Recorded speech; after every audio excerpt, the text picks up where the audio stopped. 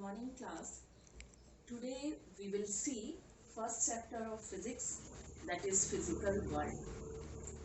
The meaning of physical world is that physical world implies the collection of living and non-living things around us. That means if we see around us whatever object is there, whether it is living, whether it is non-living, all will be included in this physical world. This chapter is not that much important in point of view if you see from the examination point of view, like NEET or JEE, no questions came from this chapter. Even in final examination also, no question will come from this chapter in class 11th also. But the chapter is very interesting, so just for knowledge, we'll go through the chapter little bit. The main points of the chapter we'll see here, like because this chapter is included in the physics, and physics is a branch of science. So first of all, we'll understand about the science. What is science? Science is the word which came from the Latin word, that is scientia. The meaning of scientia is to know. That means if we know about anything, any phenomena, any incident in a systematic way, that is called science. That means if anything will study with the scientific method in a systematic way, that is called science. What is systematic method, or what is this scientific method? So it has some important terms like hypothesis, keen observation, experiments, theory. All these are the some points in which means this is included in the scientific method. For example, what happened? Suppose a raindrop, if you see, always you find it is spherical. Maybe sometime you can think about that, why this is spherical, why it is not in any other geometrical shape or any irregular shape. So the science behind this or the physics behind this is also study or the laws, that means we will learn in this chapter, surface tension. Here one more thing, like when birds fly, you know about the Wright brothers, the inventor of the aeroplane. When they were looking at birds, they also wanted to fly. That means they has imagined that they can also fly like bird. The science started from here. This is called what? It is called that hypothesis. They have imagined they can fly like bird. So first of all, it came that hypothesis. Then they have observed very carefully, that is called the keen observation, how birds fly, because the wings flap, because you can see that the feathers, the lightweight, all these characteristics are there which enables the birds to fly in the sky. When they came to know about all these things, that keen observation, so they started making a model like that, like it is very light and something that they have included a propeller, a wing, like this structure, and they were very successful in that. So they have done the experiment with their own apparatus, and after that, when it will successful, it becomes successful, they think about that what theory is behind that. And the theory included is the Bernoulli's principle, which you also learn in this chapter 10, that is fluid or the properties of fluid. Okay, so here any of the phenomena included all these points, and because of these points, with a very systematic way we are getting the knowledge, and that is called science. Why we are learning science here? Because the physics is part of science. And Physics, it is a Greek word called physis. The meaning is nature. That means simply the physics is nature science, or you can say that science of nature. That means whatever phenomena take place in nature that can be executed by some laws of physics, that can be explained by some laws of physics. Sometime it happen laws came first, then after that we have explained the phenomena, and sometime it happened like the phenomena we have observed and we will find out the laws behind that. Okay, so this is called physics. Now we'll classify physics in two categories: classical physics and modern physics, or you can say simply old physics and new physics. Classical physics include some topics like mechanics, thermodynamics and electromagnetism. Here modern physics include quantum mechanics. You can see that in the classical physics, mechanics, when we study mechanics class 11th, the first part of the book is mechanics only, in which we will learn about the Newton's laws of motion and rocket propulsions, gravitations, motion of satellites, how machines work, frictions, all these things we learn in mechanics. Thermodynamics, in which will deal with heat and temperature. Heat engine, how it is working, what principle behind it, how refrigerator is working, what is the principle behind it. All these things will included in thermodynamics, that is chapter 12 in class 11th. Electromagnetism, in which we'll learn about electromagnetic induction, Faraday's law, Lenz's law, and the self-inductance, mutual inductance, AC generator, DC generator.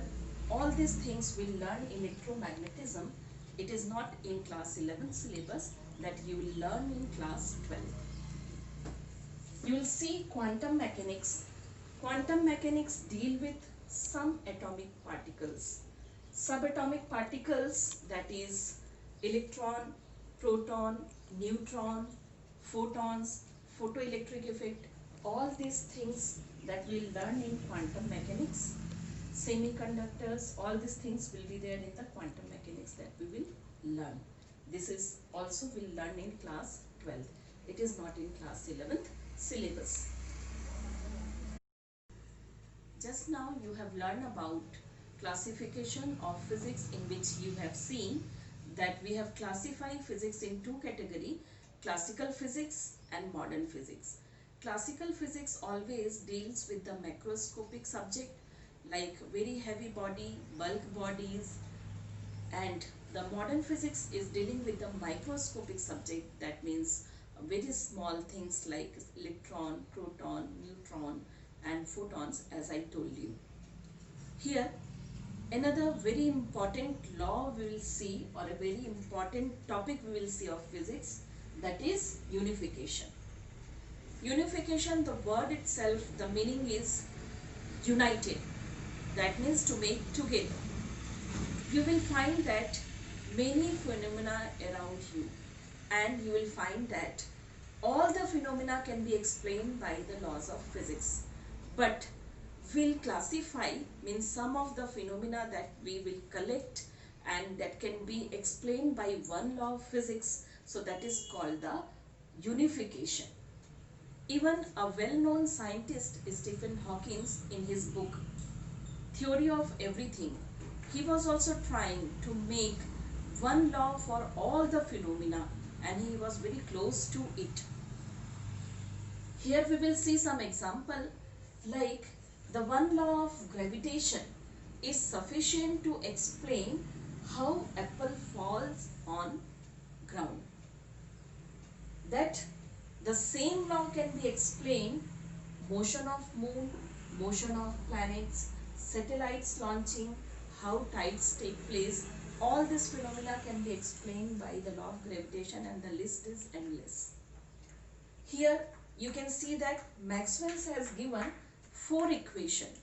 By this 4 equation, the whole electric and magnetic phenomena can be explained. You can imagine only for the 4 equations, or from the 4 equations, the whole electric and magnetic branch of physics can be explained very well. Another law, that is conservation of energy, that you know very well. Conservation of energy, here you will see some laws like Lenz's law, Kirchhoff's law, Bernoulli's law, and so many are there that can be explained by conservation of energy. So this is called unification. Now come to another part, reduction. The meaning of reduction is that whenever we are studying something which is bigger and more complex, what we will try to make it into simpler part, will break into a simpler part. That means what constituent simpler parts are there, will make it and will learn it, then will compile it. That is called reduction. It is just to learn the things very well. For example, you can see that thermodynamics. In thermodynamics, we'll see it is always dealing with the bulk system. That means the temperature and heat engine, all these things are there. So it is dealing with a bulk system, and it is very complex phenomena also. After that, you will see that later on we'll find this thermodynamics we have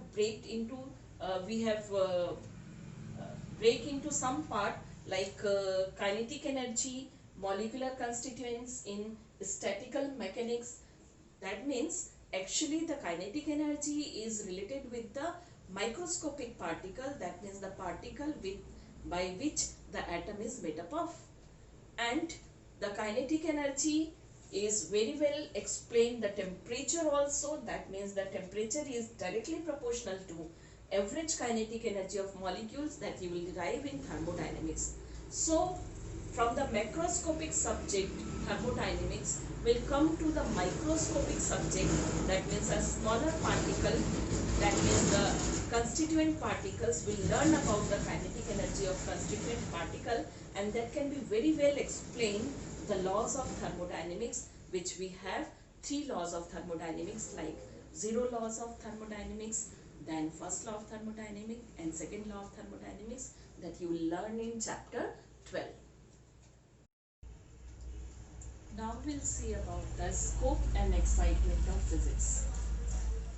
If you ask from me about any of the incident and what is the physics behind this incident, I can explain you. That means each and every phenomena has physics behind that. Here you can see that if we talk about length, from 10 to the power minus 14 meter to 10 to the power 26 meter, that is from the size of nucleus to the size of universe, is covered by the physics. That means physics explain this vast length, that is the size of nucleus to the size of universe. This can be explained inside physics. You can see that mass, that is 10 to the power minus 30 kilogram mass of electron to 10 to the power 55 kilogram, that is the mass of universe, is also covered under the physics. Time, if we talk about, that is 10 to the power minus 20 second. It is the time taken to cross nuclear distance. The light take this much time to cross the nuclear distance. To 10 to the power 18 second, and which is the lifetime of sun. So this duration is also covered by physics. That means you can say simply where physics is not working.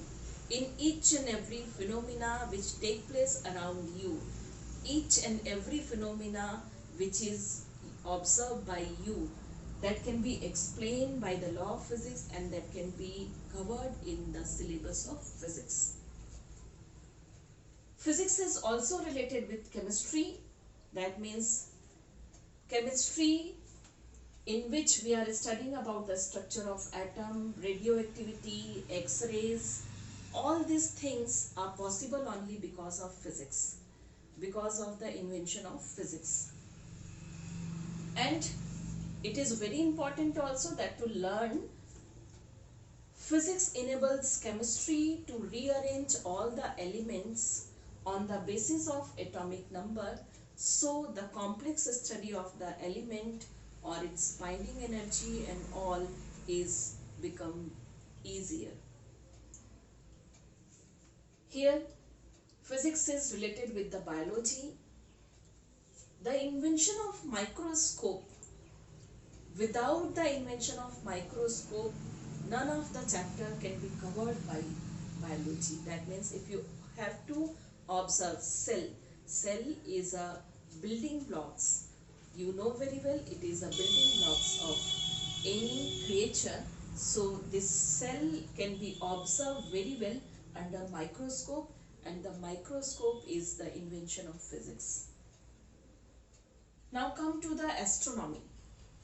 In astronomy, as we are learning about the motion of planets, position of planets, heavenly bodies, celestial bodies, the distance of moon, the distance of sun, all these things we are learning here in this, and that is only possible because of the invention of astronomical telescope, and that is also the result of physics. Mathematics.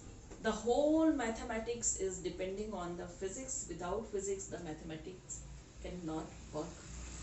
Here, if we talk about the society, whatever luxurious life you are living now, that means you are using television, refrigerator, mobile, washing machines, all these are the invention of physics.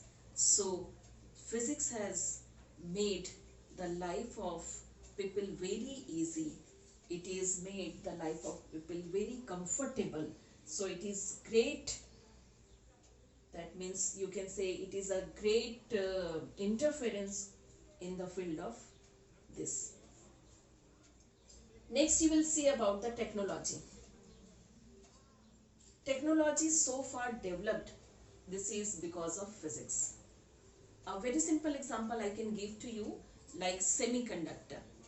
When semiconductor invented, the silicon chips, that germanium chips invented, after that the revolution come in the field of technology, that mobile and all the electronic devices, television, all these are possible, transistor, all these are possible because of the semiconductor.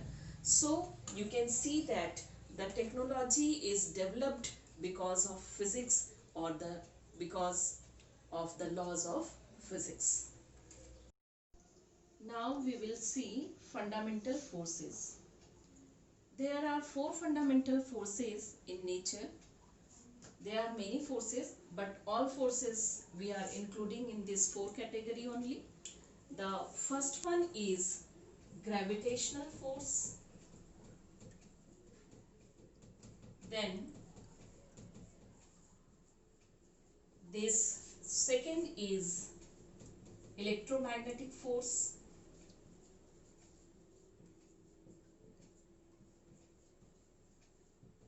Third force is strong nuclear force.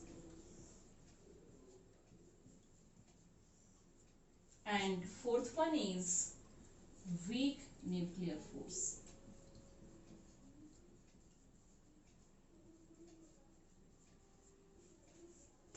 So first of all we'll see gravitational force. You know very well because in class 9th you have read about it.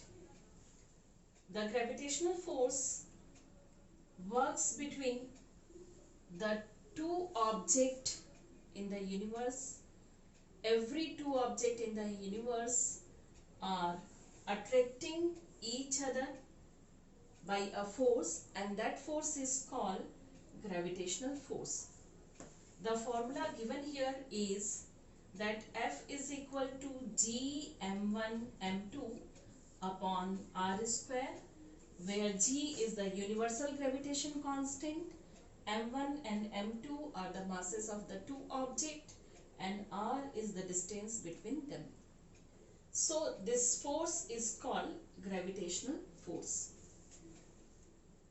Second thing, as you know, this force is working each and every object in the universe. So we can say that this is universal force, and because it is universal force, it is long range force also. That means it works between sun and moon, between sun and earth, between moon and earth. So this way, this long distance it can work, so it is long range force. Then this is always attractive in nature. That means the gravitational force is always attractive in nature, it is not repulsive. This force not require any material medium. That means no medium required for this force. If medium is there, then okay. If medium is not there, then okay.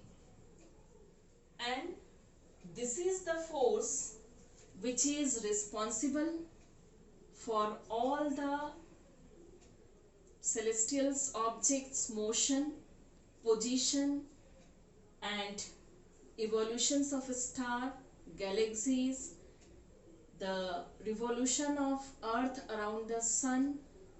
That all these examples which I have given to you is executed because of the gravitational force. But this force is weakest in nature. Weakest in nature, that means the force, other force which we are looking now, that if you compare, this force is weakest in nature, but the value came very large because of the mass, because of the large mass of the planets or large mass of the stars. Now come to the electromagnetic force. Electromagnetic force, the force which work between the two charged particles. If the charged particles or the charged object are at rest, you can say. If it is at rest, then the force applied between the charged particles are called Coulomb's force, and it is given by the Coulomb's formula, that is equal to F K Q1 Q2 upon R square. And if the charge is at motion, we know very well, if the electrons flow in a conducting wire, then current will set up. If the current will set up or current will flow, it will responsible for the production of the magnetic field around that conductor. Because of the production of magnetic field, a magnetic force also will apply, and similarly an electric field also will apply here. So the force in charged particles at motion is called Lorentz force, and it is given by the formula QE plus QV cross B, where Q is the charge, E is the electric field, V is the velocity of charge, and B is the magnetic field. Here we know very well this force is attractive as well as repulsive. When two similar charges are there, suppose two positive charge you can take, two negative charge if you can take, so the force between these two charges are repulsive in nature. And if you take two dissimilar charges, that means one positive and one negative, so this time the force is attractive. So the electromagnetic force is repulsive as well as attractive in nature. It is also a long range force. Okay. Then the next point is, this force also not required any material medium, that means no medium required for this force. Required for this force. This force is stronger than the gravitational force.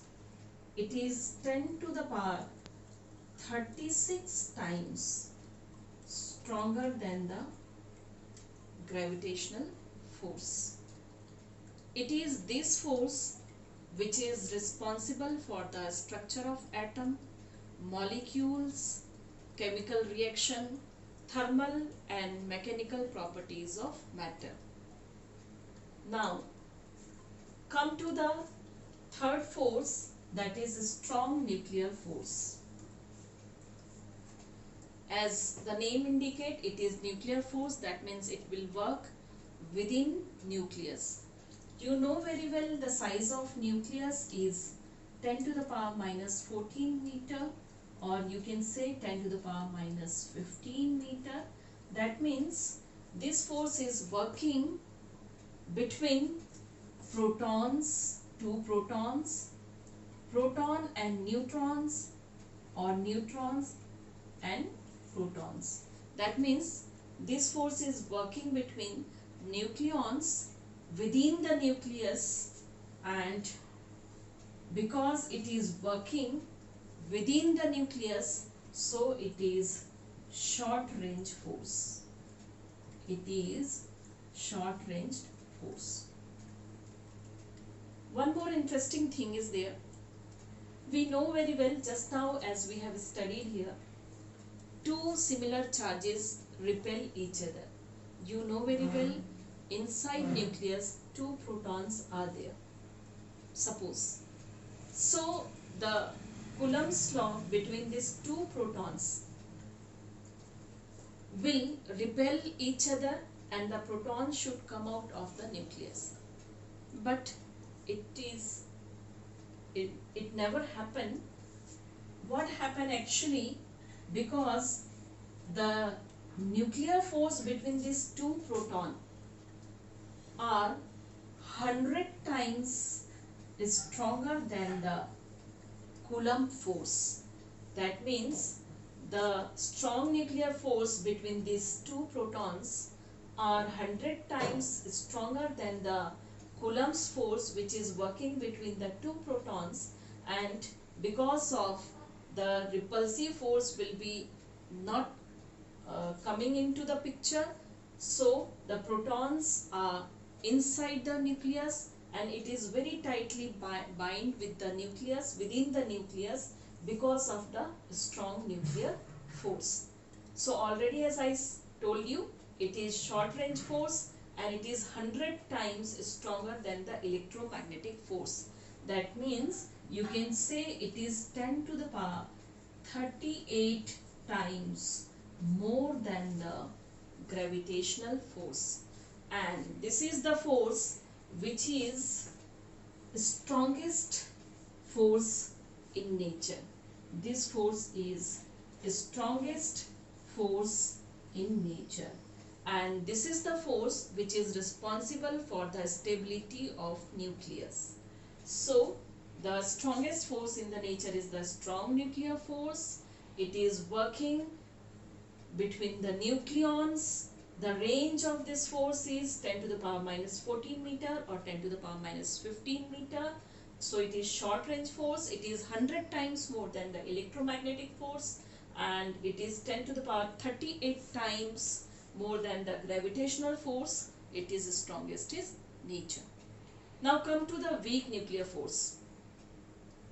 The weak nuclear force is actually the force inside individual nucleons, and this is the force which is responsible to turn proton into neutron by beta decay. It is not that much important, and not means the descriptions are not that much given in the NCERT book, so we'll read this much only about this weak nuclear force. Okay, so this is the force which is working inside the individual nucleons. This is the force which is responsible to turn proton into neutron after beta decay, and this is weak nuclear force, but it is not that much weak. It is stronger than the gravitational force. This force is stronger than the gravitational force. Okay, so what we can say here, if we arrange these forces, so we'll give number to the these forces. So in nature, the strong nuclear force is first. This is the strongest. Then you can say this electromagnetic force will come second position. Then this weak nuclear force will come in third position, and the weakest force is the gravitational force, which will come in fourth position.